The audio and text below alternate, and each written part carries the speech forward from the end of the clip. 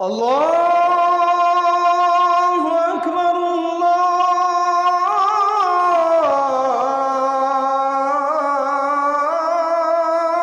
আকবার। আমরা সেই দিনের অনুসারী, যে দিন শুধু কিছু আচার অনুষ্ঠান কিংবা কিছু আয়োজন কেন্দ্রিক নয়। আমরা সেই দিনের অনুসারী যে দিন আমাদেরকে জীবনের প্রতিটি পদক্ষেপে, জীবনের প্রতিটি মুহূর্তে, প্রত্যেকটি উঠা বসা চলা ফেরা রাত দিন প্রতিটি মুহূর্তকে অত্যন্ত চমৎকারভাবে গাইডলাইন করা হয়েছে। সেই গাইডলাইন অনুসরণ করা, এটাই হলো ইসলাম অনুসরণ করা, ইসলাম অনুকরণ করা, ইসলাম পালন করা। অতএব আমাদের সামগ্রিক জীবনে যেন আমরা ইসলামকে সুন্দর করে লালন পালন করতে পারি, ইসলামকে অনুসরণ করতে পারি, আমাদের জীবনকে সাফল্যমণ্ডিত করতে পারি, সেজন্য আমাদের ইসলামকে জানতে হবে। দুর্ভাগ্যের বিষয়, আমরা সাবকন্টিনেন্টে বিশেষ করে যারা মুসলিম হিসেবে নিজেদেরকে পরিচয় দেই, আমাদের ইসলামের প্রতি প্রচণ্ড আবেগ আছে, কিন্তু ইসলাম সম্পর্কে ধারণা বা জ্ঞান আমাদের বেশিরভাগ মানুষের খুবই সীমিত এবং কম। সেজন্য আজকের এই কোরআন কনফারেন্সে আমি আপনাদের প্রতি উদাত্ত আহ্বান রাখতে চাই, জীবনে একবারের জন্য হলেও আল্লাহ রাব্বুল আলামিনের মহাগ্রন্থ কোরআনে কারিমের শুরু থেকে শেষ পর্যন্ত আমরা পড়ে শেষ করব ইনশাআল্লাহ। দ্বিতীয়ত, আজকে যেহেতু কোরআন কনফারেন্সের পাশাপাশি একটি সিরাত এক্সিবিশন হয়েছে, চমৎকার আমি জানি, অতএব আমাদের জীবনকে আলোকিত করবার জন্য কোরআনে কারিমকে একবার পড়ে শেষ করার পাশাপাশি জীবনে কমপক্ষে একটি সিরাত গ্রন্থ, প্রিয় নবী সাল্লাল্লাহু আলাইহি সাল্লামের জীবনের শৈশব থেকে নিয়ে মৃত্যু পর্যন্ত তার জীবন সংগ্রাম, তার জীবন সাধনাকে জানবার আমরা চেষ্টা করব, অন্তত একটি সিরাত গ্রন্থ পাঠ করে ইনশাআল্লাহ। সম্মানিত উপস্থিতি, আমরা যদি একদিকে কোরআনে কারিম, অপরদিকে নবী করিম সাল্লাল্লাহু আলাইহি সাল্লামের একটি জীবনী গ্রন্থ পড়ে শেষ করতে পারি, আমি আল্লাহর উপর ভরসা রেখে আপনাদেরকে আশ্বস্ত করতে পারি, আপনি নিজেকে গতানুগতিক মুসলিম থেকে একজন পরিপূর্ণরূপে ইসলামকে বুঝে শুনে লালন করছেন, ধারণ করছেন, পালন করছেন, এরকম একজন মুসলিম হিসেবে নিজেকে আপনি আবিষ্কার করতে পারবেন। আল্লাহ তাআলা আমাদের সবাইকে তৌফিক দান করুন। এই আহ্বান আপনাদের প্রতি রেখে আমি আপনাদের প্রশ্নোত্তরের পালায় প্রবেশ করছি এবং প্রশ্নোত্তরের মাধ্যমে ইনশাআল্লাহ আমি কিছু কথা আপনাদের সঙ্গে শেয়ার করব। শুরুতে যে প্রশ্নটি আমি দেখতে পাচ্ছি সেটি হলো, একজন ব্যক্তির পরিপূর্ণতার জন্য ধর্ম কতটা গুরুত্বপূর্ণ? আমাদের জীবনের লক্ষ্য বা উদ্দেশ্য নিশ্চয়ই শুধুমাত্র খেয়ে পরে ঘুমিয়ে কাটানো হতে পারে না। কি বলেন, হতে পারে? একজন মানুষের জীবনের লক্ষ্য উদ্দেশ্য কি শুধু খেয়ে পরে ঘুমিয়ে কাটানো? তাহলে অন্য যে কোনো প্রাণীর সাথে মানুষের জীবনের পার্থক্যের জায়গাটা ঠিক কোথায়?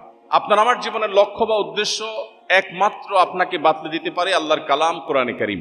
এই জন্য একজন মানুষের জীবনের লক্ষ্য বা উদ্দেশ্য যদি তিনি জানতে চান, তিনি যদি তার চূড়ান্ত লক্ষ্য স্থির করতে চান, আবিষ্কার করতে চান, তাহলে তাকে অবশ্যই কোরআনের ছায়াতলে আসতে হবে, দ্বীনের ছায়াতলে আসতে হবে। আল্লাহর দ্বীন এবং কোরআনে কারিম পরিষ্কারভাবে মানুষের জীবনের লক্ষ্য বিভিন্ন পাতায় পাতায় কোরআনে আল্লাহ তাআলা উল্লেখ করেছেন। পৃথিবীর যত সভ্যতা আছে, যত সংস্কৃতি আছে, আমাদেরকে অনেক কিছু দিতে পারবে। মানুষ পৃথিবীতে কেন এসেছে, কোথা থেকে এসেছে, কোথায় ব্যাক করে যাচ্ছে, কালের গর্ভে হারিয়ে যাচ্ছে, তার পরের পরিণতি ঠিক কোথায়, এ সম্পর্কে ধারণা দিতে পারে একমাত্র কোরআনে কারিম। এজন্য নিজের জীবনের লক্ষ্য জানবার প্রয়োজনে, নিজের চূড়ান্ত উদ্দেশ্য এটি স্থির করবার প্রয়োজনে আমাদেরকে দ্বীনের সামনে সমর্পণ করতে হয়। এছাড়া প্রকৃতিগতভাবে আল্লাহ রাব্বুল আলামিন মানুষকে সৃষ্টি করেছেন এমনভাবে, প্রত্যেকটা মানুষ জন্মগতভাবে, প্রকৃতিগতভাবে মহান রব্বুল আলামিনের কাছে নিজেকে সমর্পণ করবার চেষ্টা করে। এক মহান সত্তার কাছে নিজেকে সমর্পণ করা ছাড়া মানুষের আত্মা কখনো পরিপূর্ণ প্রশান্তি পায় না। মানুষের সুখে দুঃখে রব্বুল আলামিনের সঙ্গে সম্পৃক্ত হওয়ার প্রয়োজন প্রত্যেকটা মানুষ বাই নেচার অনুভব করে, প্রকৃতিগতভাবে মানুষ ফিল করে। অতএব এই অনুভবটা মানুষকে একমাত্র জাগাতে পারে এবং এই চাহিদা পূরণ করতে পারে আল্লাহর কালাম কোরআনে কারিম তথা দ্বীন।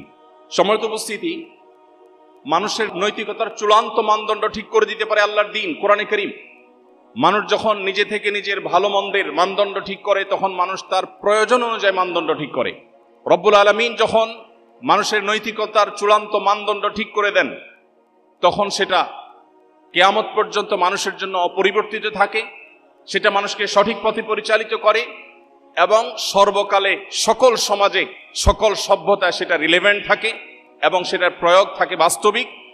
আজ থেকে ১৫০০ বছর আগে মুহাম্মদ সাল্লাল্লাহু আলাইহি সাল্লাম আল্লাহর পক্ষ থেকে পাওয়া ওয়াহির ভিত্তিতে যে সমস্ত কথা বলে গেছেন, আজকের পৃথিবীর সাথে বহু সংকটের সাথে আমরা মেলালে দেখব সেগুলো যেন আজকের বাস্তবতা আল্লাহ তাআলা নাজিল করেছেন।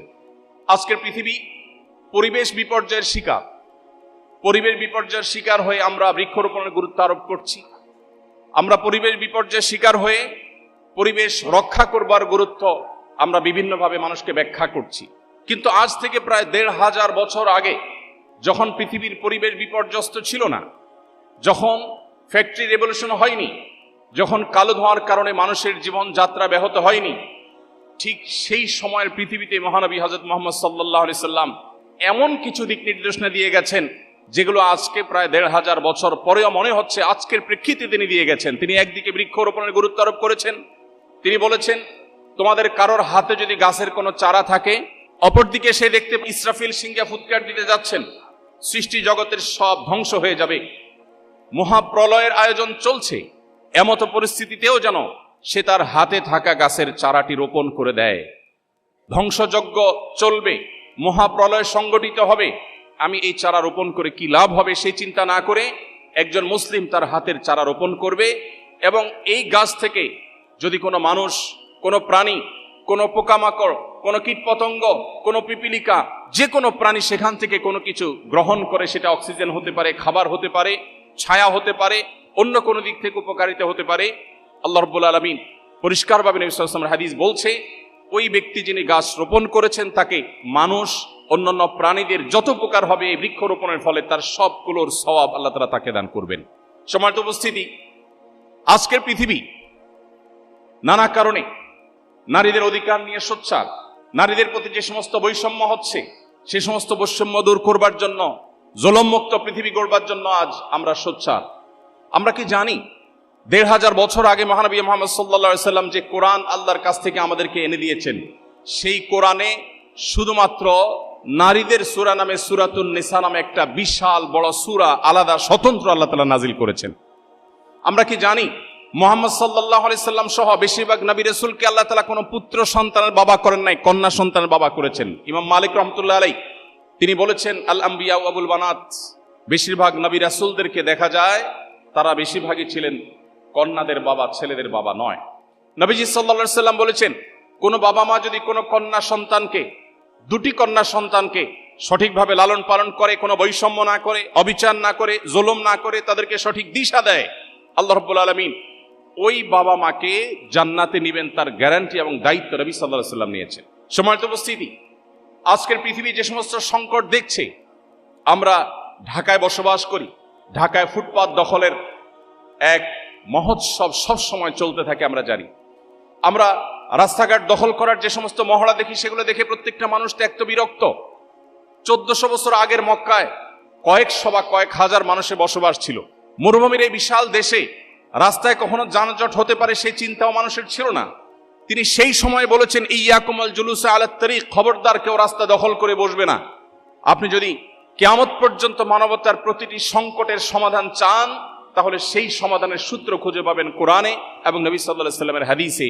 এজন্যই একজন মানুষের জীবনে ধর্ম, একজন মানুষের জীবনে আরো স্পেসিফিকলি বললে শুধু ধর্ম নয়, প্রচলিত অর্থে ধর্ম নয়, বরং দ্বীন অত্যন্ত গুরুত্বপূর্ণ। দ্বীন ছাড়া আমরা কেউ আমাদের জীবনের লক্ষ্য, আমাদের জীবনের মূল উদ্দেশ্য, আমরা কেন এসেছি, আমরা কেন খেয়ে পরে বেঁচে থাকি, আমাদের জীবনের এই লক্ষ্য আমরা স্থির করতে পারবো না। সম্মানিত উপস্থিতি, আল্লাহ রাব্বুল আলামিনের কাছে একমাত্র মনোনীত দিন, আল্লাহ বলেছেন, ইন্নাদ দীনা ইনদাল্লাহিল ইসলাম, আল্লাহর কাছে একমাত্র মনোনীত দিন ইসলাম। এটি কোনো মানুষের বানানো নয়, এটি আল্লাহর পক্ষ থেকে তার রাসূলের মাধ্যমে এসেছে আমাদের কাছে। অন্যান্য মানব রচিত ধর্মের মতো এটাকে কোনো প্রচলিত ধর্ম মনে করলে এটি হবে আমাদের সবচেয়ে বড় ভুলের জায়গা। রব্বে কারীম আমাদের সবাইকে পরিপূর্ণ দ্বীনের অনুসরণ করবার তৌফিক দান করুন। এরপরে প্রশ্ন হলো, আমাদের যেহেতু পড়ালেখার অনেক চাপ থাকে, মাঝে মাঝে দ্বীন এবং দুনিয়া একসাথে ম্যানেজ করা অনেক কঠিন হয়ে পড়ে, তখন অনেক হতাশ হয়ে পড়ি। আমি এমন সিচুয়েশন থেকে কিভাবে বের হয়ে আসব এবং কিভাবে দ্বীন এবং দুনিয়া একসাথে ম্যানেজ করতে পারবো? অত্যন্ত গুরুত্বপূর্ণ আরেকটি প্রশ্ন। এই প্রশ্নগুলো হয়তো আমাদের অনেকের, সুনির্দিষ্ট কোন স্টুডেন্ট হয়তো প্রশ্ন করেছেন, কিন্তু এই প্রশ্নের সাথে আমাদের অনেকেরই জীবনের সম্পর্ক আছে। এটি হয়তো আমাদের অনেকের মনের প্রশ্ন। আমাদের জীবনে দ্বীন এবং দুনিয়াকে চমৎকারভাবে সমন্বয় করবার সূত্র কোরআন বলে দিয়েছে। আল্লাহ তাআলা কোরআনে কারিমে বলেছেন, সেই মানুষদের প্রশংসা করে যারা আল্লাহর কাছে দোয়া করে বলে রব্বানা আতিনা ফিদ দুনিয়া হাসানাহ ওয়া ফিল আখিরাতি হাসানাহ ওয়া কিনা আযাবান নার। যে মানুষেরা আল্লাহর কাছে দোয়া করে নিবেদন করে বলে আল্লাহ দুনিয়াতে আপনার কাছে আমি কল্যাণ চাই, আখিরাতেও আপনার কাছে আমি কল্যাণ চাই, আল্লাহ রাব্বুল আলামিন সেই মানুষদের প্রশংসা করেছেন। এখানে অত্যন্ত চমৎকারভাবে দুনিয়া এবং আখিরাতের সমন্বয় করা হয়েছে। আপনারা সবাই কম বেশি জেনে থাকবেন, নবী করিম সাল্লাল্লাহু আলাইহি সাল্লামের জীবনের একটি ঘটনা ছিল। তার সাহাবীদের কয়েকজন উৎসুক হয়ে নবীজি সাল্লাল্লাহু আলাইহি সাল্লামের ব্যক্তিগত জীবনযাত্রাকে তারা গভীরভাবে পর্যবেক্ষণ করবার সিদ্ধান্ত গ্রহণ করলেন। তারা নিবিড়ভাবে পর্যবেক্ষণ করে দেখলেন যে মুহাম্মদ সাল্লাল্লাহু আলাইহি সাল্লাম বিশেষ কোনো আমল করেন কিনা যেটা তারা জানেন না। কিন্তু তারা গভীরভাবে পর্যবেক্ষণ করে দেখলেন না, এমন কোনো স্পেশাল আমল নাই। 5 ওয়াক্ত নামাজ তিনি পড়ছেন, তাও আবার কোরআনে বলে দিয়েছে ফাইদা কুদিয়াতিস সালাত ফান্তাশিরু ফিল আরদি ওয়াবতাগু মিন ফাদলিল্লাহ। নামাজ শেষ হয়ে গেলে মসজিদ থেকে বেরিয়ে পড়ো, জীবিকা নির্বাহের জন্য, জীবিকা আহরণ করবার জন্য তুমি আল্লাহর জমিনে ছড়িয়ে পড়ো। তো মুহাম্মদ সাল্লাল্লাহু আলাইহি সাল্লাম সেই আয়াতের উপর আমল করছেন। তিনি সারাদিন আমলে মগ্ন থাকছেন না, শুধুমাত্র আমল ও ইবাদতই করছেন না, তিনি দিন এবং দুনিয়াকে অত্যন্ত চমৎকারভাবে সমন্বয় করছেন। তার জীবনযাত্রা দেখে ওই কয়েকজন সাহাবী তারা নিজেদের মধ্যে বলাবলি করলেন যে মুহাম্মদ সাল্লাল্লাহু আলাইহি সাল্লাম আল্লাহর নবী এবং রাসূল, তার ব্যাপারটি ভিন্ন, আমরা কি এভাবে করলে চলবে? তাহলে আমরা কি করব? আমরা আমাদের জীবনে আল্লাহর ইবাদতের জন্য পরিপূর্ণভাবে পুরো জীবনকে আমরা উৎসর্গ করব। তখন ওই কয়েকজন সাহাবী সিদ্ধান্ত নিলেন। একজন বললেন আমি জীবনে কখনো আর বিবাহ করব না, সারা জীবন শুধু ইবাদত বন্দেগী করব, সংসারের ঝামেলা আমি যাব না। আরেকজন বললেন আমি প্রতিদিন রোজা রাখবো, আমার জীবনে আর কখনো দিনের বেলা পানাহার করব না, সারা জীবন আমি নফল রোজা রাখবো। এভাবে এক একজন যখন এক একটা সংকল্পের কথা ব্যক্ত করছেন, নবীজি ইতিমধ্যে হাজির হয়েছেন এবং তাদের কথা শুনেছেন। তিনি বলেছেন তোমরা কি আলাপ করছিলে? তখন তারা বললে হে আল্লাহর রাসূল আমরা এই আলাপ করেছি। নবীজি বলেছেন দেখো তোমাদের চাইতে আল্লাহকে আমি সবচেয়ে বেশি ভয় করি, অথচ আমি কোনোদিন রোজা রাখি নফল রোজা, আবার কোনোদিন পানাহার করি। আমি বিবাহ করেছি, আমার সংসার আছে, আমার জীবন আছে, আমার পরিবার আছে, আমার দুনিয়ার ব্যস্ততা আছে। আমি শুধুমাত্র ধর্ম বা দিন পালন করতে গিয়ে আমার দুনিয়াকে এক পাশে রেখে ঠেলে দিয়ে দুনিয়াকে আমি ভুলে গিয়ে আমার জীবন যাপন করিনি, আবার অপরদিকে দুনিয়ার মধ্যে বস্তুবাদের মধ্যে হাবুডুবু খেয়ে আমার আখিরাতকে অনন্তকালকে আমি ভুলে যাইনি। নবী সাল্লাল্লাহু আলাইহি সাল্লাম দিন এবং দুনিয়াকে অত্যন্ত চমৎকারভাবে সমন্বয় করবার যে দিশা তাদেরকে দিয়েছেন, সেটি হলো আপনার প্রশ্নের উত্তর। অর্থাৎ আমরা যদি মুহাম্মদ সাল্লাল্লাহু আলাইহি সাল্লামকে পরিপূর্ণভাবে অনুসরণ করি, আমরা যদি কোরআনের পাতা খুলে আমাদের জীবনের গাইডলাইন গ্রহণ করি, তাহলে ইনশাআল্লাহ তাআলা আমাদের জীবনে অনাস্থা, হতাশা, বিশেষ করে আজকে ঘরে ঘরে ডিপ্রেশন, গত কয়েক বছরে বিশেষ করে কোভিড-19 সময় আমাদের তরুণদের মধ্যে, বিশ্ববিদ্যালয় পড়ুয়া শিক্ষার্থীদের মধ্যে প্রচুর পরিমাণ ফ্রাস্ট্রেশন, প্রচুর পরিমাণ হতাশা, প্রচুর পরিমাণে আত্মবিশ্বাসের অভাব দেখা দিয়েছে।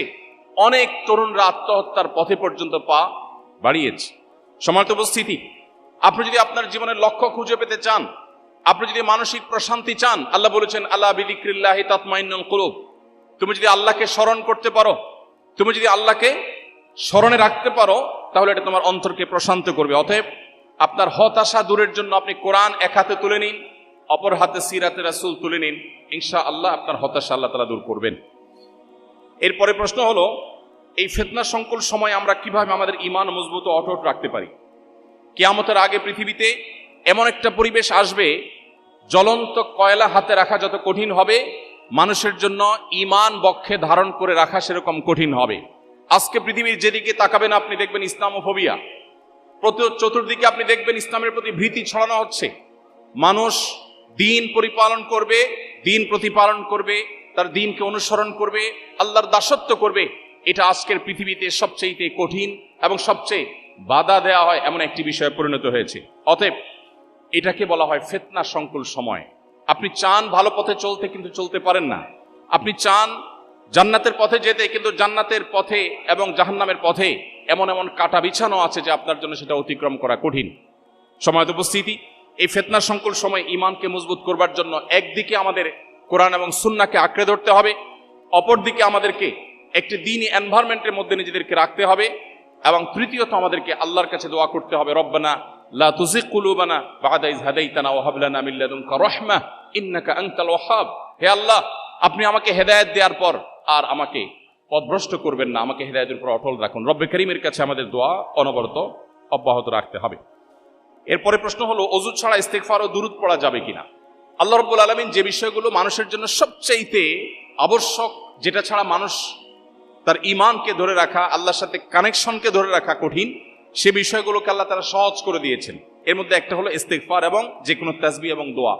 একজন ঈমানদার প্রতিটা মুহূর্তে আল্লাহর কাছে দোয়া করার মুখাপেক্ষী। নবীজি সাল্লাল্লাহু আলাইহি সাল্লাম বলেছেন, কোনো ব্যক্তি তার জুতার ফিতা যদি ছিঁড়ে যায়, খুব ছোট একটা বিষয়, মাইনর একটি বিষয়, যেটি সে চাইলেই খুব সহজেই সমাধান করতে পারে, এই মুহূর্তেও সে যেন আল্লাহর কাছে দোয়া করে, আল্লাহ এটাও একটা বিপদ, হতে পারে ছোট, আপনি আমার বিপদ থেকে রক্ষা করুন। তো প্রতি মুহূর্তে যেহেতু আমাদের দোয়া করতে হয়, এই জন্য দোয়ার জন্য অজু শর্ত নয়, কারণ প্রত্যেকবার অজু করে দোয়া করা এটা আমাদের জন্য কঠিন হবে। এই জন্য আল্লাহ তাআলা দোয়ার জন্য অজুর কোনো শর্ত রাখেননি।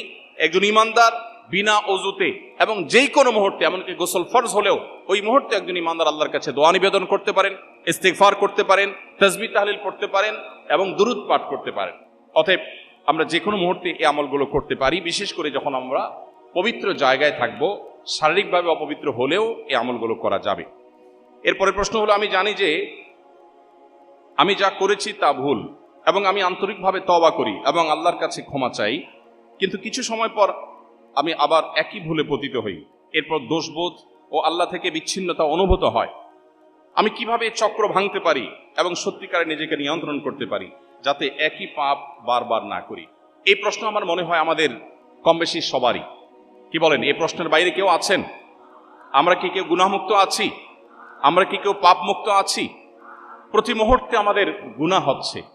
যিনি প্রশ্ন করেছেন আমি তাকে অ্যাপ্রিসিয়েট করছি, কারণ একজন মানুষ গুনাহে লিপ্ত হওয়ার পর তার মধ্যে যে অপরাধ বোধ জাগ্রত হয়, তার মধ্যে যে আল্লাহর সামনে জবাবদিহি করার বোধ জাগ্রত হয়, এটাই হলো মানুষের জীবনের সবচেয়ে বড় মূল্যবান সম্পদ। একজন ঈমানদারের জীবনের সবচেয়ে ভালো জিনিস হলো এটি, এই অনুশোচনা, এটাই হলো তওবার মূল সূত্র।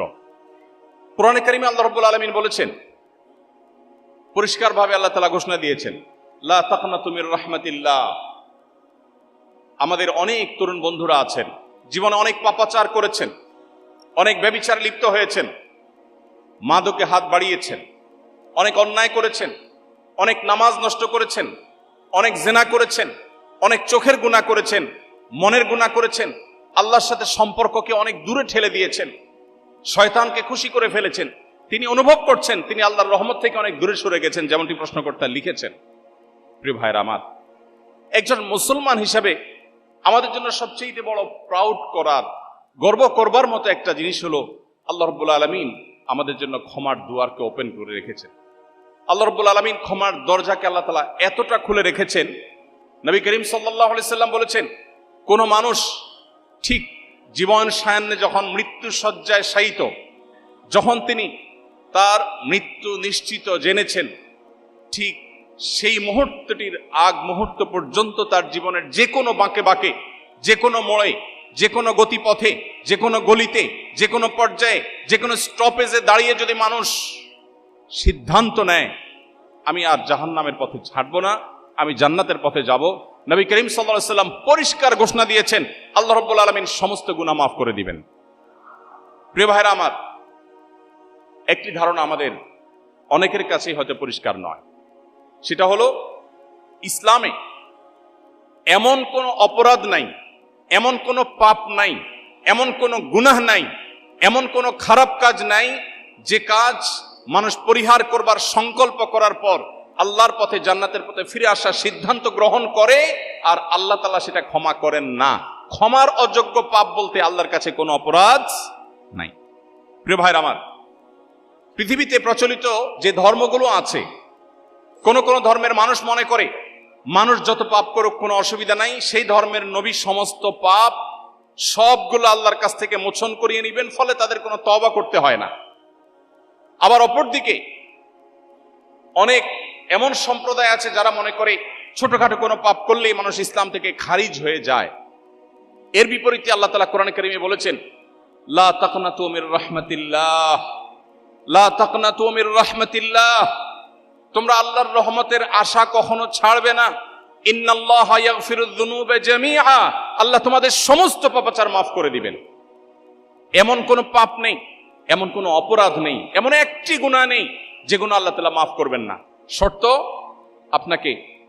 আপনাকে অনুতপ্ত হতে হবে, আপনাকে আত্মশাসন করতে হবে, আপনাকে ভৎসনা করতে হবে। ইমানদারের সবচেয়ে বড় অ্যাডভান্টেজের জায়গাই হলো এটা। ইমানদার জীবনের যে কোনো মুহূর্তেই তার জীবনকে ঘোরাতে পারে, তার জীবনকে পরিবর্তন করতে পারে। শুধু একটি সিদ্ধান্ত গ্রহণ করতে হবে, আমি আর জাহান্নামের পথে চলবো না, নাফরমানি করব না, আমি আল্লাহর পথে চলবো। আমি আগের সমস্ত কাজের জন্য লজ্জিত, অনুতপ্ত এবং সংকল্প করলাম আর করব না। শুধুমাত্র আপনার এতটুকু সিদ্ধান্ত, এতটুকু অবস্থান এবং সংকল্প আপনার জীবনের সমস্ত গুণ, আমার কথা নয়, আল্লাহ বলছেন ইন্নাল্লাহা ইয়াগফিরুয যুনুবা জামিআ, আল্লাহ সকল গুনাহ মাফ করে দিবেন ইনশাআল্লাহ। অতএব যে সমস্ত বন্ধুরা বিভিন্ন পাপাচারের কারণে নিরাশ হয়ে গেছেন, আল্লাহর রহমতের আশা ছেড়ে দিয়েছেন, আল্লাহ ডাকছেন তার রহমতের কোলে, এরপরেও যদি আপনি মনে করেন আপনার গুনাহ মাফ হওয়ার নয়, তাহলে মনে রাখবেন শয়তান আপনাকে ধোঁকা দিচ্ছে। আপনারা সবাই নিশ্চয়ই শুনে থাকবেন, ইসলামী বিশ্ববিদ্যালয় কুষ্টিয়ার একজন প্রফেসর ছিলেন ডক্টর খন্দকার আব্দুল্লাহ জাহাঙ্গীর রাহিমাহুল্লাহ, নাম শুনেছেন না স্যারের? আব্দুল্লাহ জাহাঙ্গীর রাহিমাহুল্লাহ বলতেন, শয়তানের সবচেয়ে বড় অস্ত্র, শয়তানের সবচেয়ে বড় হাতিয়ার হলো মানুষকে নিরাশ করে দেওয়া, মানুষকে আশাহত করে দেওয়া। নবী রাসূলদের কাজ ছিল মানুষকে আশাবাদী করে তোলা। একজন ইমানদার তার জীবনে যে কোনো মুহূর্তে তওবা করবে, জীবন পরিবর্তন করবার সিদ্ধান্ত করবে, নিবে, আল্লাহ তাআলা তাকে মাফ করবেন। আমরা সিদ্ধান্ত নেব তো ইনশাআল্লাহ? সবাই তওবা করব তো ইনশাআল্লাহ? আল্লাহ আমাদের সবাইকে আপনি জাহান্নামমুখী যাত্রা পরিহার করে জান্নাতমুখী যাত্রায় আসার তৌফিক দান করুন। এরপরে প্রশ্ন হলো, এই আধুনিক বিশ্বে একজন নারী কিভাবে ইসলামের অনুশীলন সঠিকভাবে করতে পারে? প্রিয় ভাইরা আমার, একজন নারী যিনি নিজে মুসলিম পরিচয় দেন, আল্লাহর দাসত্বকে তিনি স্বীকার করেছেন, তিনি আধুনিক পৃথিবী শুধু নয়, কিয়ামত পর্যন্ত পৃথিবী উন্নতির যত শিখরে পৌঁছাবে না কেন, পৃথিবীর প্রত্যেকটা ক্ষেত্রে তিনি পরিপূর্ণভাবে ইসলাম প্র্যাকটিস করে তার অবদান রাখবার সুযোগ আছে। কিন্তু ইসলামের যে স্বকীয়তা আছে, ইসলামের যে বিধান আছে, সেটাকে আপন জায়গায় মাথায় রেখে সেটাকে পরিপালন করে তিনি চাইলে বিভিন্ন সেক্টরে অবদান রাখতে পারেন। আপনারা জানেন, মহানবী মুহাম্মদ সাল্লাল্লাহু আলাইহি সাল্লামের জীবদ্দশায় মহিলা সাহাবীরা বিভিন্ন সেক্টরে তারা অবদান রেখেছেন। তারা পর্দার মধ্যে থেকে, শরিয়ার বিধানের মধ্যে থেকে তারা কিন্তু সমাজে বিভিন্ন রকম অবদান রেখেছেন। কিন্তু তাকে একজন মুসলিম নারী হিসাবে ইসলাম যে আইডেন্টিটি দিয়েছে সেটাকে ধারণ করতে হবে। আজকের পৃথিবীতে আমরা দেখি আমাদের বোনরা, আমার কথা আমাদের বোনরা অনেকে শুনছেন নিশ্চয়ই, অনেক বোনরা আছেন যারা নিজেদেরকে পুরুষের মতো করবার চেষ্টা করেন। একজন নারী তিনি যদি তার নিজেকে পুরুষের মতো করবার চেষ্টা করেন, এটা কি তার জন্য খুব সম্মানের? আপনি যদি একজন নারী হয়, আপনি মনে করেন আপনাকে পুরুষের মতো হতে হবে, তার মানে আপনি নারী হিসাবে আপনি প্রাউড ফিল করছেন না, আপনি আপনার নারীত্ব নিয়ে আপনি অপমান বোধ করছেন। এটা তো জাহিলি যুগের মানুষের কালচার ছিল। আল্লাহ কোরআনে বলেছেন, ওয়াইদা বুশরা আহাদুহুম বিল উনসা যাল্লা ওয়াজহুহু মুসওয়াদ্দান ওয়া হুয়া কাযীম। জাহিলি যুগের মানুষদের, সেই আইয়ামে জাহিলিয়াতের বর্বরতার যুগের সময়ের মানুষকে যখন বলা হতো তোমার কন্যা সন্তান হয়েছে, তখন তাদের মুখ কালো হয়ে যেত। ইয়াতাওয়ারা মিনাল কওম, সে মুখ লুকালুকি করত। আল্লাহ তাআলা কোরআনে কারিমে সেটাকে পরিষ্কারভাবে কঠোর ভাষায় ভৎসনা করেছেন। এবং আল্লাহ তাআলা বলেছেন, আল্লাহ তাআলা যাকে ইচ্ছা তাকে কন্যা সন্তান দেন, যাকে ইচ্ছা তাকে পুত্র সন্তান দেন, যাকে ইচ্ছা তাকে উভয়টা দেন, কাউকে আল্লাহ কিছুই দেন না। এবং নবী রাসূলদেরকে আল্লাহ তাআলা কন্যা সন্তান দিয়েছেন এবং তাদেরকে বাঁচিয়ে রেখেছেন। অতএব একজন নারী তার মুসলিম আইডেন্টিটিকে সমুন্নত রেখে তিনি তার সমাজের বিভিন্ন সেক্টরে অবদান রাখবার সুযোগ আছে, কিন্তু মুসলিম আইডেন্টিটিটা তার সবচেয়ে গুরুত্বপূর্ণ বিষয়। এরপরে প্রশ্ন হলো, শিক্ষার্থীদের উপর কি হজ ফরজ হয়? শিক্ষার্থীদের উপরে হজ ফরজ কিনা, এর উত্তর হলো, হজ আসলে কার উপরে ফরজ এটা নির্ভর করে ওই ব্যক্তির সামর্থ্যের উপর। যাকে আল্লাহ তাআলা সামর্থ্য দিয়েছেন, আল্লাহ বলেছেন ওয়ালিল্লাহি আলান নাসি হিজ্জুল বাইতি মান ইসতাতাআ ইলাইহি সাবিলা, যে ব্যক্তি মক্কায় গিয়ে হজ করে আসার আর্থিক শারীরিক সঙ্গতি রাখে তার উপরে হজ করা ফরজ। তার পরিচয় কি তিনি শিক্ষার্থী নাকি ব্যবসায়ী, তিনি পুরুষ কিংবা নারী, তিনি বৃদ্ধ নাকি পরিণত বয়সের না তরুণ নাকি অন্য কোনো বিভাগের, সেটা দেখবার বিষয় নয়। মূলত দেখার বিষয় হলো তার সামর্থ্য আছে কিনা। কারো যদি সামর্থ্য থাকে তাহলে তার উপরে হজ ফরজ। এমনকি কোনো শিক্ষার্থী তিনি স্টুডেন্ট লাইফে যদি হজ করবার মতো সামর্থ্য তার হয়ে যায়, হজ করে আসতে যে পরিমাণ টাকা লাগে সে টাকার মালিক যদি হয়ে যায় এবং সেটা যদি ঋণমুক্ত থাকে, তাহলে তারপরে হজ ফরজ হবে এবং হজ অনতি বিলম্বে তার করা কর্তব্য। হ্যাঁ, কোনো শিক্ষার্থী যদি বাবার অনেক সম্পদ থাকে, তার নিজের কোনো সম্পদ না থাকে, তাহলে শরীয়ত তার উপরে হজের এই বিধানকে আরোপ করে না। এরপরে প্রশ্ন হলো, তরুণদের মধ্যে ট্রল এবং ব্যঙ্গ বিদ্রুপ করা এটি আজকাল প্রতিষ্ঠিত কালচারে পরিণত হয়েছে। এ বিষয়ে ইসলাম কি বলে, খুবই গুরুত্বপূর্ণ একটি বিষয়। বিশেষ করে আমাদের তরুণদের মধ্যে ব্যাপকভাবে দেখা যায় সোশ্যাল মিডিয়াতে আমরা একে অন্যকে নিয়ে ট্রল করি, ব্যঙ্গ করি, বিদ্রুপ করি, হাসাহাসি করি। ইসলাম আমাদেরকে শুষ্ক কোনো জীবন ব্যবস্থা দেয়নি, বরং ইসলাম আমাদেরকে যে জীবন ব্যবস্থা দিয়েছে এখানে বিনোদনের সুযোগ আছে।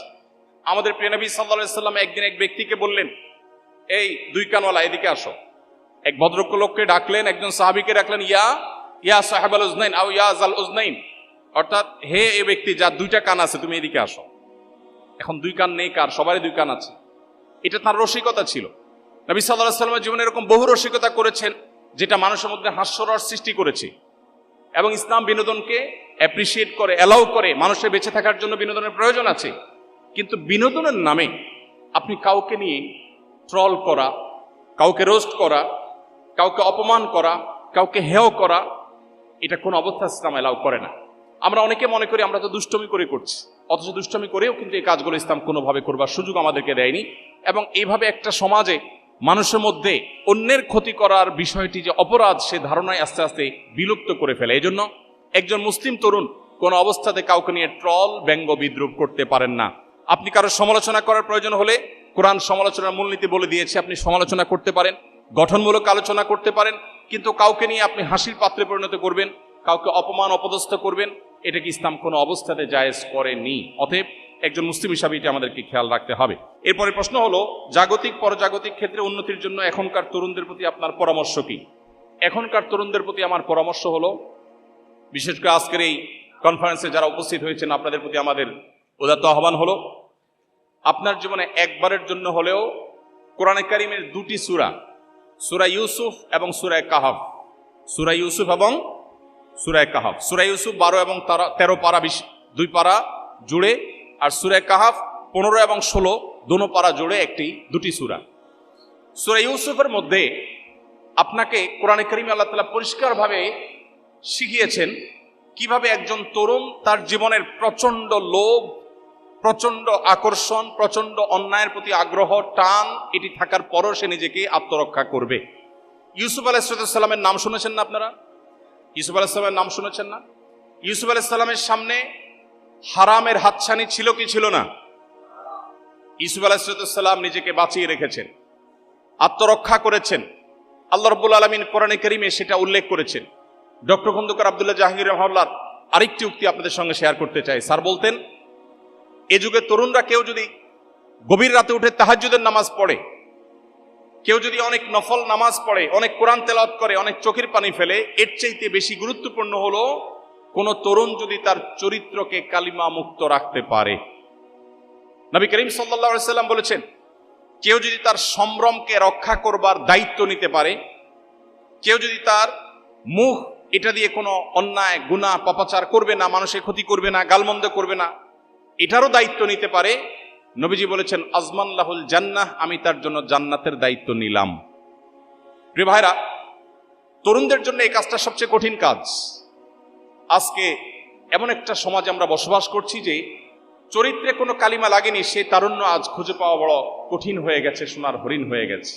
অথচ কয়েকটি প্রশ্নের উত্তর দেওয়া ছাড়া একটা মানুষ কিয়ামতের দিন তার পা নাড়াতে পারবে না। এর ভিতরে একটা হলো তারুণ্যকে মানুষ কিভাবে কাটিয়েছে। আমাদের নবী করিম সাল্লাল্লাহু আলাইহি ওয়াসাল্লাম তরুণদেরকে অনেক বেশি ভালোবাসতেন। একটি হাদিসও আমার জানা নেই যে হাদিসে নবী বৃদ্ধদেরকে সম্বোধন করেছেন আলাদা করে। দুটি হাদিসের কথা আমি জানি। একটি হলো নারী জাতিকে সম্বোধন করে বলেছেন ইয়া মাআশারান নিসা, হে নারীগণ।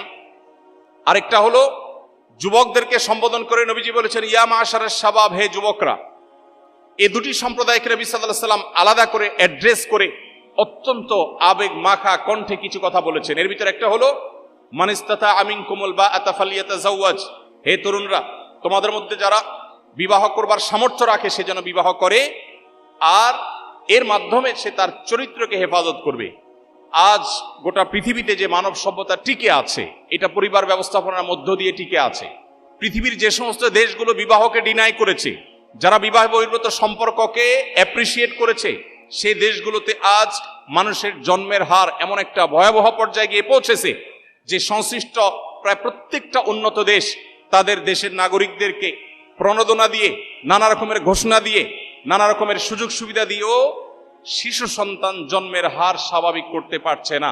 জার্মানির মতো দেশ বাহির থেকে, সিরিয়া থেকে রিফিউজিদেরকে ওয়েলকাম করছে, কারণ দেশ চালাবার জন্য পর্যাপ্ত মানুষ দেশে তৈরি হচ্ছে না। বৃদ্ধরা মারা যাচ্ছেন, তাদের জায়গাগুলো পূরণ হচ্ছে না, কারণ মানুষের জন্মের হার এটা পারিবারিক এই বন্ধনের মধ্য দিয়ে, বৈবাহিক সম্পর্কের মধ্য দিয়ে হয়।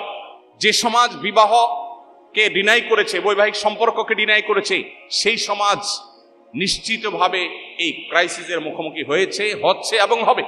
এজন্য একজন তরুণ তার জীবনকে, তার তারুণ্যকে গুনাহমুক্ত রাখা, জেনামুক্ত রাখা, এটা হলো সবচেয়ে বড় চ্যালেঞ্জের বিষয়। আল্লাহ আমাদের সবাইকে তৌফিক দান করুন। এরপরে প্রশ্ন হলো, আধুনিক প্রজন্মের জন্য উপযোগী এবং আমাদের সংশয় দূর করবে এরকম বইয়ের সাজেশন দিবেন প্লিজ। আমি শুধুমাত্র একটি বইয়ের কথা বলবো, সেটা হলো যেটা আমি শুরুতে বলেছি, কোরআনে কারীম। আপনাদের মধ্যে কে কে আছেন যে কোরআনে কারীমের শুরু থেকে শেষ পর্যন্ত একবার অন্তত পড়ে দেখেছেন? যারা আছেন একটু হাত তোলাবেন। পড়েছেন আপনারা? মাশাআল্লাহ, ধন্যবাদ। অনেক মানুষ পড়েছেন দেখে আনন্দিত হলাম। যারা পড়েননি, কোরআনে কারীমের শুরু থেকে শেষ পর্যন্ত একবার অর্থ সহকারে বুঝে পড়বেন, এরপরে সুযোগ থাকলে বারবার পড়বেন। কোরআন এমন একটা মহাগ্রন্থ, যেই মহাগ্রন্থ আপনাকে পৃথিবীতে কিয়ামত পর্যন্ত আসা মানুষকে যে কোনো সংকটে অত্যন্ত পরিষ্কার গাইডলাইন করবে, পথ দেখাবে। অতএব আমরা মনে করি যে আধুনিক সময়, আধুনিক প্রজন্মের জন্য অন্য কোনো বই বোধহয় উপযোগী। আমি বলবো কোরআন সবচেয়ে বেশি উপযোগী। সকল যুগে, সকল সমাজের জন্য সবচেয়ে পারফেক্ট বইয়ের নাম কোরআনে কারীম। অতএব কোরআন আমাদেরকে পড়তে হবে। এরপরে প্রশ্ন হলো, পড়াশোনায় প্রোডাক্টিভিটি বাড়াতে কোন সুন্নাহ বিশেষভাবে পালনীয়? শুধু পড়াশোনা নয়, আমাদের পুরো জীবনে সামগ্রিকভাবে জীবনে যদি প্রোডাক্টিভিটি বাড়াতে চাই, জীবনে বরকত যদি আনতে চাই, দুটি সুন্নাহ আমল করতে হবে। কয়টি সুন্নাহ? দুটি। নাম্বার এক, আমাদের জীবনে রাতে তাড়াতাড়ি শোয়ার অভ্যাস করতে হবে। রাতে তাড়াতাড়ি শোয়া সুন্নাত, এটাকে আমরা জানি, অনেকে হয়তো জানি না। আম্মাজান আয়েশা বলেছেন, নবী করিম সাল্লাল্লাহু আলাইহি সাল্লাম এশার আগে কথা বলা, এশার আগে ঘুমানো এটা অপছন্দ করতেন, আর এশার পরে কথা বলা অপছন্দ করতেন। এই যে গভীর রাত পর্যন্ত আমরা জেগে থাকি, এটা নবী সাল্লাল্লাহু আলাইহি সাল্লামের আদর্শের পরিপন্থী। দুর্ভাগ্যজনক বাস্তবতা, পৃথিবীর পূর্ব থেকে পশ্চিম প্রত্যেকটা দেশে, প্রতিটা দেশ যারা নিজেদেরকে উন্নতির একটা ভালো পর্যায়ে নিয়ে গেছে, প্রত্যেকটা দেশে মানুষ সন্ধ্যার পরপর শুয়ে পড়ে, আমরা সবাই কম বেশি জেনে থাকবো, এবং সকালে ভোরে উঠে তারা কাজ শুরু করে। কিন্তু অবাক করা একটা ব্যাপার হলো, শুধু বাংলাদেশ নয়, প্রায় সব মুসলিম প্রধান দেশগুলোতে আমরা জানি যে গভীর রাত পর্যন্ত আমরা জেগে থাকি এবং সকালে ঘুমিয়ে থাকি। এই কালচার আমাদের সমাজে আছে না নাই? আছে। অথচ এটা হলো মানুষের জীবনে বরকত নষ্ট করার, প্রোডাক্টিভিটি নষ্ট করার সবচেয়ে বড় কারণগুলোর মধ্যে একটা। অতএব আমরা যদি রাতে তাড়াতাড়ি শোয়ার অভ্যাস করি এবং সকালে যদি ঘুমানোর অভ্যাস পরিত্যাগ করতে পারি, সকালে যদি কাজে যেতে পারি, ইনশাআল্লাহ জীবনে বরকত আসবে। নবীজি বলেছেন, আল্লাহুম্মা বারিক লি উম্মতি ফি বুকুরিহা, হে আল্লাহ, আপনি আমার উম্মতের জন্য সকালের সময়টাতে বরকত দান করুন। এই জন্য সকালের সময়টা ঘুমিয়ে থাকার সময় নয়। এরপরে প্রশ্ন হলো, কোন প্রতিষ্ঠানে ইসলামের অবমাননা হলে বা এরূপ কিছু ঘটলে এর দায়ভার কি উক্ত প্রতিষ্ঠানের সকলের উপরে বর্তায়? কোরআনে কারীমে আল্লাহ রাব্বুল আলামিন 5 জায়গায় বলেছেন একটা কথা, 5 বার রিপিট করেছেন, সেটা হলো লা তাযরু ওয়াজরাতুন বিজরা উখরা। আল্লাহ রাব্বুল আলামিন কারোর পাপের বোঝা, একজনের পাপের বোঝা আরেকজনের উপরে চাপিয়ে দেন না। কেউ যদি কোনো পাপে লিপ্ত হয়, কেউ যদি কোনো অন্যায় লিপ্ত হয়, এর দায়ভার তার উপরে চাপানো হয়। সামগ্রিকভাবে সবার উপরে গণহারে দায় চাপানো, এটা ইসলামের বা কোরআনের শেখানো কোনো পদ্ধতি নয়। তবে কোনো অপরাধ যদি হয়, সে অপরাধের পেছনে যদি কারোর হাত থাকে, কেউ যদি সিস্টেমিক্যালি সে অপরাধটা তৈরি হতে সাহায্য করে, ভূমিকা রাখে, প্রশ্রয় দেয়, তাহলে যে যতটুকু দায়ী আল্লাহর কাছে তিনি ততটুকু জবাবদিহি করবেন এবং তাকে আল্লাহ ততটুকু শাস্তির মুখোমুখি করবেন। কিন্তু কোনোভাবেই একটা অপরাধকে গণহারে সবার উপরে চাপিয়ে দেওয়ার এই কালচার ইসলাম বিশ্বাস করে না। এরপরে প্রশ্ন হলো, আপনাকে নর্থ সাউথ ইউনিভার্সিটিতে স্বাগতম। দয়া করে আমাদের বাবা মাদের উপদেশ দিন যেন আমাদের দ্রুত বিয়ে দিয়ে পবিত্র জীবন যাপনের সুযোগ করে দেয়। খুব কমন প্রশ্ন, এবং এটা অলমোস্ট সকল অনুষ্ঠানে, সকল প্রোগ্রামে আমাদের তরুণদের এই প্রশ্ন থাকে।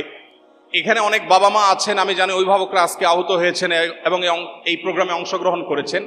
যারা বাবা মা আছেন, প্যারেন্টস আছেন, তারা তরুণদের এই আর্তনাদ কি শুনতে পাচ্ছেন? তরুণদের এই চিৎকার কি আপনারা শুনতে পাচ্ছেন? আমি আপনাদেরকে তরুণদের এই মনের ভাষাটা সিরিয়াসলি আপনাদেরকে পাঠ করার, অনুধাবন করার বিনীত অনুরোধ করতে চাই। আপনারা অনেকে জেনে থাকবেন আমাদের নবী করিম সাল্লাল্লাহু আলাইহি সাল্লাম বলেছেন, তোমার সন্তানের জন্য যদি উপযুক্ত পাত্র খুঁজে পাও, উপযুক্ত পাত্রী খুঁজে পাও, উপযুক্ত জীবন সঙ্গী খুঁজে পাও, তাহলে তাদেরকে বিয়ে দিতে বিলম্ব করবে না। যদি করো তাহলে পৃথিবীতে ফ্যাসাদ এবং ব্যত্যয় সৃষ্টি হবে, বিশৃঙ্খল হবে, পৃথিবী তার যে গতি সেটা হারিয়ে ফেলবে। আজ পৃথিবীর প্রত্যেকটা উন্নত দেশে আপনি দেখবেন পৃথিবী তার গতি হারিয়ে ফেলেছে। যখন সে দেশগুলো একসময় জন্ম নিয়ন্ত্রণ করবার জন্য প্রণোদনা দিত, এখন সন্তান জন্মের জন্য একটা সন্তান দিলে এত ডলার, দুইটা সন্তান জন্ম দিলে এত বেশি ডলার, এত বেশি সুযোগ সুবিধা প্রত্যেকটা উন্নত দেশ দিচ্ছে। একটি উন্নত দেশ বাকি নেই যে এই সমস্যা তারা ফেস করছে না। মানুষের সন্তান জন্ম দেওয়ার যে টেন্ডেন্সি, এটা বৈবাহিক এই সম্পর্ক যদি না থাকে পৃথিবী থেকে মানব সভ্যতা হারিয়ে যাবে। এই জন্য কোরআনে ইসলামী শরিয়ার যে দণ্ডবিধি রেখেছে এর মধ্যে সবচেয়ে কঠিন শাস্তি রেখেছে বিবাহ বহির্ভূত সম্পর্কের জন্য।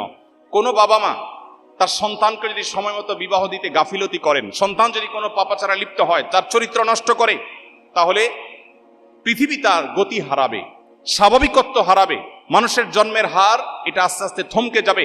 মানুষ যখন অবৈধ পথে বিবাহ বহির্ভূত সম্পর্কে, হারাম সম্পর্কের মধ্য দিয়ে তার চাহিদাকে পূরণ করতে পারবে, বিবাহ করার আগ্রহ মানুষের কমে যাবে। পৃথিবীতে এই যে সংকট তৈরি হলো, সন্তান যে বিপদগামী হলো, এর জন্য বাবা মা অবশ্যই দায়ী হবেন, আল্লাহর কাছে তাদেরকে জবাবদিহি করতে হবে। যারা মুরব্বীরা আছেন, প্যারেন্টস যারা আছেন, বাবা মা যারা আছেন, আমি তাদেরকে বলতে চাই, আপনারা যখন এখনকার তরুণদের বয়সে ছিলেন তখন সোশ্যাল মিডিয়ার এই ভয়াবহতা, তখন আজকে যে সমস্ত ফিতনা আছে এই ফিতনাগুলো তখন এতটা ভয়াবহ ছিল না। এখন সন্তানদের সামনে হাজারো ফিতনার হাতছানি। অতএব সন্তানদের বিয়েদের ব্যাপারে বাবা মা আন্তরিক হতে হবে। সন্তান যখন হারাম সম্পর্ক করে, অনেক বাবা মা আছেন সেটাকে স্বাভাবিক মনে করেন। হারাম সম্পর্কই যদি করে, সেটা যদি আপনার কাছে স্বাভাবিক মনে হয়, তাকে বিয়ে দিতে সমস্যাটা কোথায়? হ্যাঁ, বিয়ে দিলে যদি মনে করেন যে এখন অসুবিধা, তাহলে উঠে আনার দরকার নাই, শুধু আগদপড়ায় রেখে দেন, আগদপড়ায় রেখে দেন, তাদের পারপাস সার্ভ হয়ে যাক, তারা হারাম সম্পর্ক থেকে বেঁচে যাক, তারা একজন জীবন সঙ্গীকে ঠিক করুন। দেখুন, গোটা পৃথিবীর সকল সভ্যতায় কোনো পুরুষ যদি কোনো নারীর সাথে অবৈধ সম্পর্ক করে, নিজের একজন স্ত্রী আছে, এই অবস্থায় যদি আরেকজন নারীর সাথে সম্পর্ক করে, সেটাকে কি ভালোভাবে দেখে না খারাপভাবে? পৃথিবীর কোন সমাজ কি এ ব্যাপারে ভিন্ন কোনো দৃষ্টিভঙ্গি রাখে না। ইসলাম এক কাঠি আরো এগিয়ে। ইসলাম বলে, আপনি একজন তরুণ, আপনার জীবনে একজন জীবন সঙ্গিনী আল্লাহ তাআলা লিখে রেখেছেন, যার সঙ্গে আপনার বিয়ে হবে, যিনি আপনার স্ত্রী হবেন। আপনি যদি বিয়ের আগে আপনার আবেগ, আপনার ভালোবাসা অন্য কোনো মেয়ের সঙ্গে আপনি নিবেদন করেন, তাহলে আপনার যে হবু স্ত্রী, যার সঙ্গে আপনার সকল ভালোবাসা উজাড় করে দেওয়ার কথা ছিল, আপনি তার অধিকার নষ্ট করলেন না? আপনি এখন একজনকে বলছেন তোমাকে ভালোবাসি, তোমাকে ছাড়া বাঁচবো না, এরপরে যাকে বিয়ে করলেন একই কথা আপনি তার সাথে বলছেন। এর চেয়ে বড় মুনাফিকি, এর চেয়ে বড় কপটতা আর কি হতে পারে?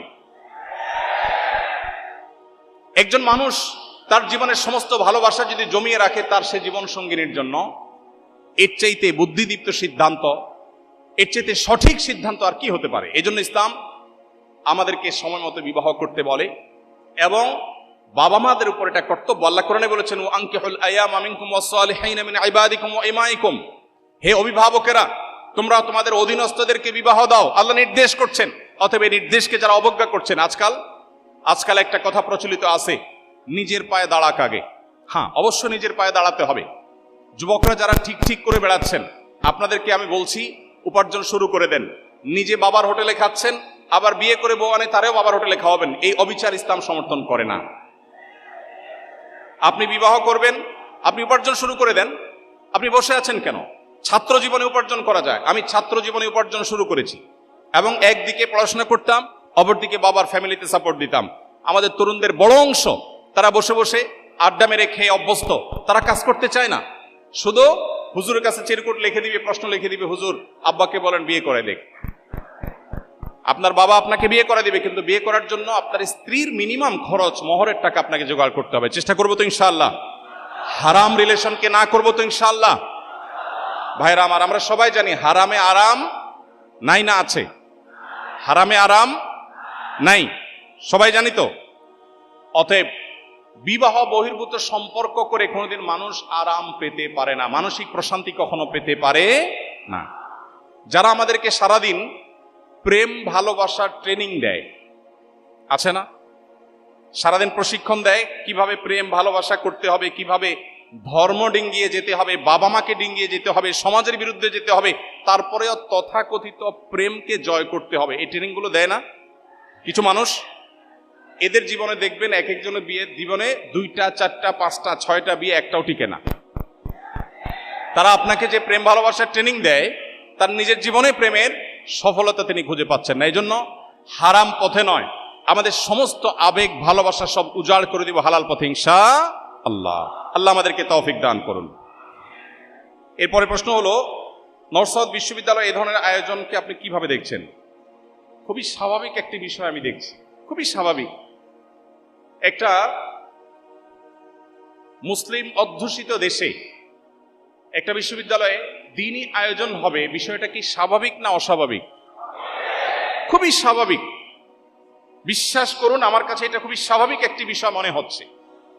গত 2 দিন কি 3 দিন আগের ঘটনা, ভারতে সফর করেছেন সম্ভবত রাশিয়ার প্রেসিডেন্ট, এবং ভারতের প্রধানমন্ত্রী রাশিয়ার সেই নেতাকে তাদের একটা হিন্দুদের একটা ধর্মগ্রন্থ উপহার দিয়েছেন। আপনারা দেখেছেন না পত্রপত্রিকায়? আমাদের দেশে যদি এরকম কোনো নেতা আসেন অন্য কোনো ধর্মাবলম্বী, তাকে যদি আমাদের কোনো ধর্মগ্রন্থ উপহার দেওয়া হয়, বিষয়টা কি স্বাভাবিক না অস্বাভাবিক?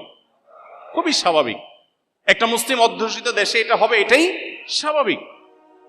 কিন্তু দুর্ভাগ্যজনকভাবে আমাদের সমাজে নানা কারণে দিনটাকে এমন একটা পর্যায়ে নিয়ে রাখা হয়েছে যেন এটা কোনোভাবেই স্পর্শ করা যাবে না, এটা স্পর্শ করলে আমাদের জাত চলে যাবে। এজন্য আমি বিনীতভাবে অনুরোধ করতে চাই, এই বিষয়গুলোকে খুব স্বাভাবিকভাবে আমাদের নিতে হবে। দিন আমাদেরকে সেটা শিখায় এবং সেটা আমাদের অবশ্যই অধিকারের অংশ। এরপরে প্রশ্ন হলো, একজন বিশ্ববিদ্যালয়ের ছাত্র হিসাবে কিভাবে তাওহীদ এবং সুন্নাহর পথে দাওয়াত দিতে পারি?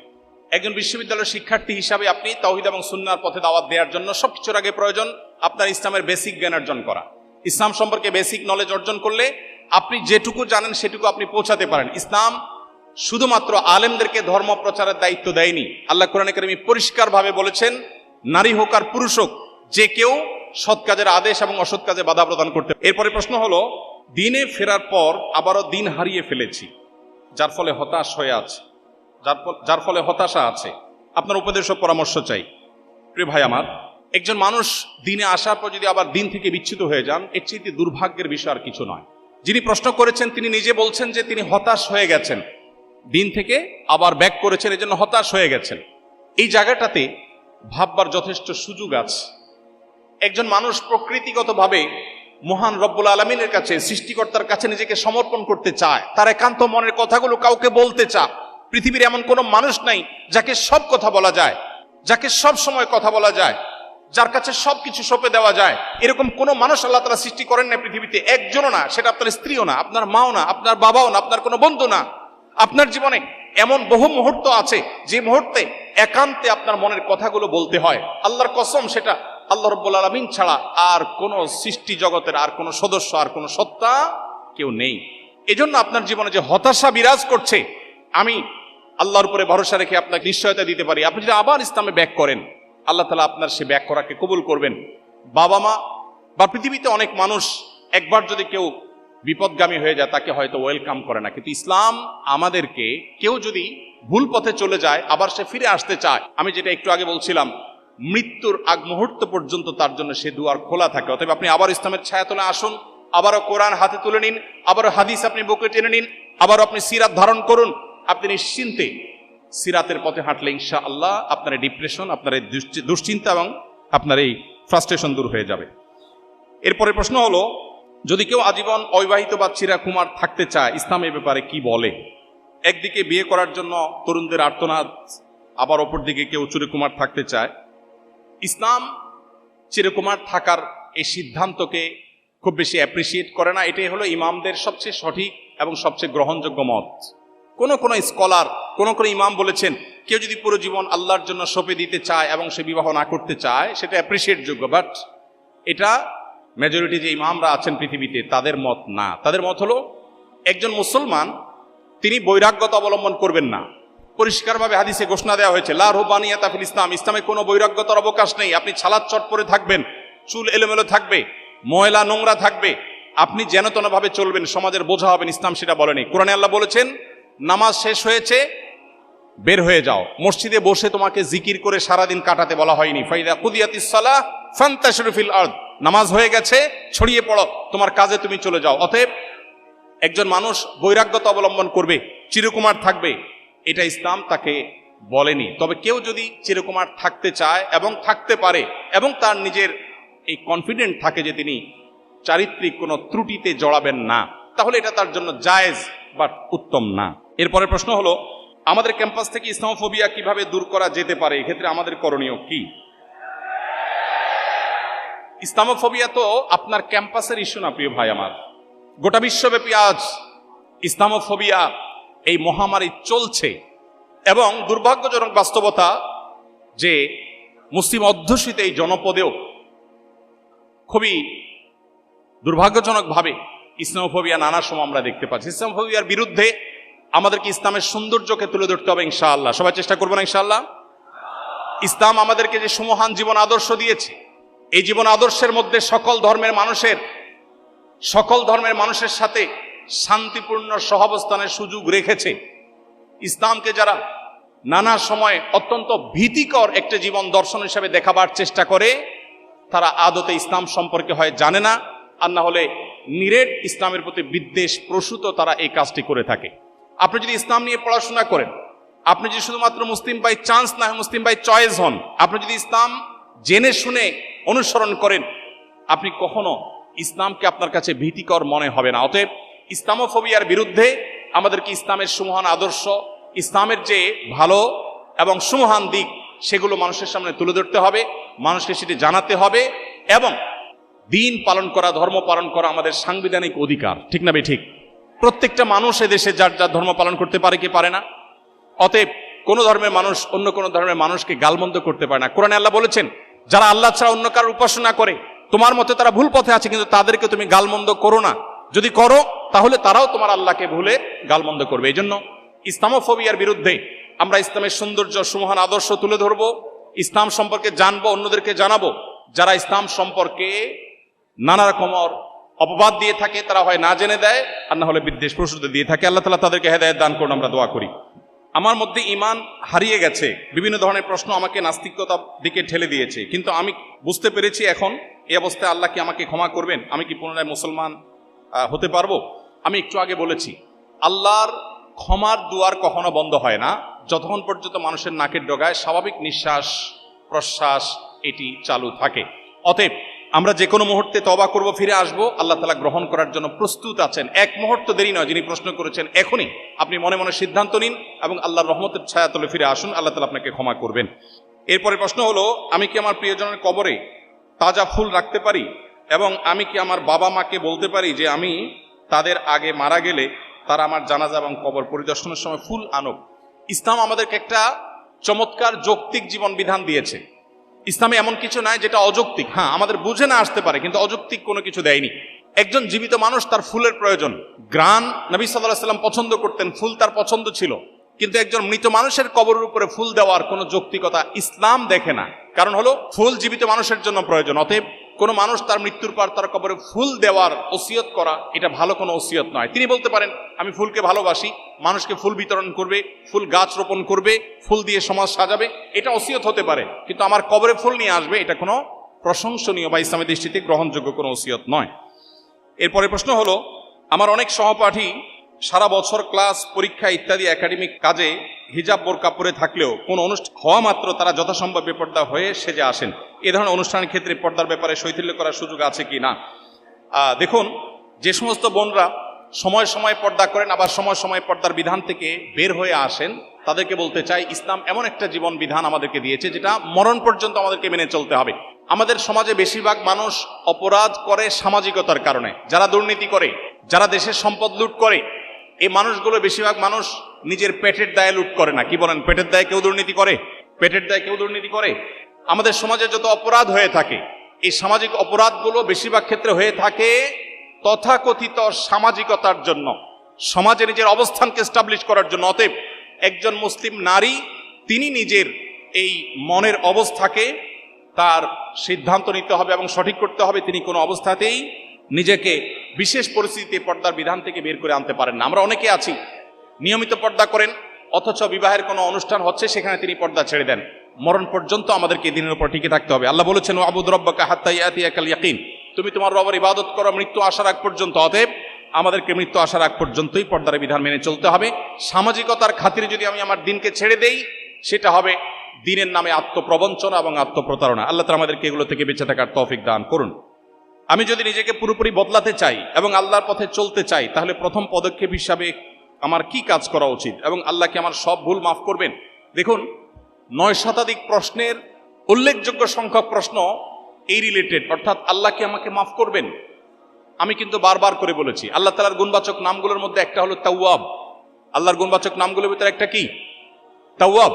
তাওয়াব শব্দের অর্থ হলো যিনি বারবার বান্দার গুনাহ মাফ করেন। অতএব একজন মানুষ, একজন মুসলমান, তিনি আল্লাহর কাছে তওবা করে ফিরে আসবেন এবং আল্লাহর কাছে ক্ষমা চাইবেন। এটাতে আল্লাহ তাআলা খুশি হন, আল্লাহ পছন্দ করেন এবং ভালোবাসেন। অতএব আপনি আপনার জীবনকে যদি পরিবর্তন করতে চান, প্রথম কাজ হবে তওবা করা, যে আপনি ট্র্যাক চেঞ্জ করবেন, রুট পরিবর্তন করবেন, জাহান্নাম থেকে জান্নাতের পথে আসবেন, কোরআন এবং হাদিসের পথে আসবেন। দ্বিতীয় কাজ হবে আপনি কোরআন এবং হাদিসের পথে চলবার জন্য একটি দ্বীনি এনভায়রনমেন্ট এবং পরিবেশে নিজেকে রাখবেন, তাহলে আপনার জন্য দ্বীন পরিপালন করা সহজ হবে। তৃতীয়ত আল্লাহর কাছে আপনি কায়েমুল বাক্যে দোয়া করবেন। ইনশাআল্লাহ এই ত্রিমুখী প্রচেষ্টার মাধ্যমে আল্লাহ তাআলা আপনাকে আপনার দ্বীনের উপরে টিকে থাকার তৌফিক দান করবেন। আজকে এই প্রশ্নোত্তর সেশন এখানে শেষ করছি। আপনাদের যে অগণিত প্রশ্ন আছে সেগুলো ইনশাআল্লাহ আমাদের কোনো লাইভ অনুষ্ঠানে আমরা দেওয়ার চেষ্টা করব। যদি আমি সঠিক কিছু বলে থাকি আল্লাহর তরফ থেকে, ভুল কিছু বলে থাকি সেটা দায় আমার এবং শয়তানের তরফ থেকে। আল্লাহ তাআলা আজকের এই কোরআন কনফারেন্সকে, আজকের এই সিরা এক্সিবিশনকে পরিপূর্ণভাবে কবুল এবং মঞ্জুর করব, আমিন। এবং এর সাথে যারা জড়িত আছেন, মাননীয় ভিসি মহোদয় সহ কর্তৃপক্ষ যারা এটাকে বাস্তবায়ন করবার জন্য অক্লান্ত পরিশ্রম করেছেন, অনুমোদন দিয়েছেন, যারা যেভাবে অংশগ্রহণ করেছেন, আমরা আরশে আজিমের মালিকের কাছে দোয়া করি আল্লাহ তাআলা সবাইকে এর জন্য সর্বোত্তম বিনিময় দান করুন। আল্লাহ আমাদের সবার জীবনকে কোরআনময় করে দিন, আল্লাহ আমাদের জীবনকে সিরাতময় করে দিন। আল্লাহ রাব্বুল আলামিন আজকের এই এনএসইউ ক্যাম্পাসে যেভাবে আমরা সমবেত হয়েছি, ঠিক এইভাবে জান্নাতুল ফেরদাউসে সবাইকে সমবেত হওয়ার তৌফিক দান করুন।